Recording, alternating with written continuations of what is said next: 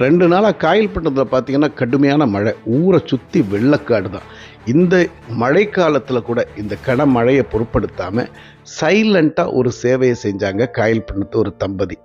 இன்னைக்கு அவங்களுடைய wedding anniversary, அதாவது திருமண நாள். இந்த திருமண நாளை சிறப்பாக கொண்டாடணும் அப்படின்னு நினச்சவங்க காயல்பட்டத்துக்கு பக்கத்தில் இருக்கிற ஆறுமநேரி லைட் ஹோம் முதியோர் இல்லத்துக்கு வந்து காலை உணவை ஏற்பாடு பண்ணியிருந்தாங்க. அசத்தலான இட்லி, சுட சுட ஆவி பறக்கிற இட்லியும் கூடவே கட்டி சட்னி, சாம்பார், பருப்பு வடைன்னு வச்சு அசத்தியிருந்தாங்க.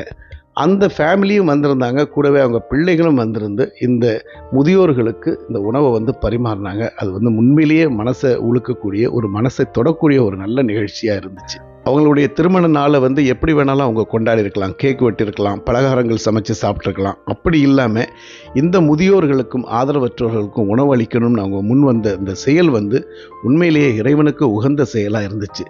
நாமளும் நம்முடைய வீட்டில் விசேஷங்கள், திருமணங்கள், இந்த மாதிரி நேர காலகட்டங்களில் இந்த மாதிரி முதியோர் இல்லம், ஆதரவற்ற இல்லம், அனாதைகள் இல்லம், இந்த இடங்களுக்கு போய் அந்த மக்களுக்கு உணவளித்து பாருங்கள், அந்த திருப்தியே தனின்னு சொல்லலாம்.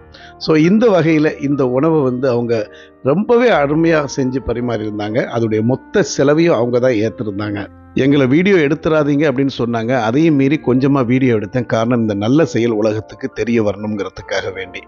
இறுதியாக நம்ம கதீஜா அம்மாவை பார்த்து சலாம் சொல்லி அவங்களுக்கு உம்ராக்கு போகக்கூடிய வாழ்த்துக்களையும் சொல்லி அவங்களுடைய ஆசீர்வாதத்தையும் பெற்று சென்றாங்க. இந்த நிகழ்ச்சி ரொம்பவே மனசுக்கு பிடிச்சிருந்துச்சு.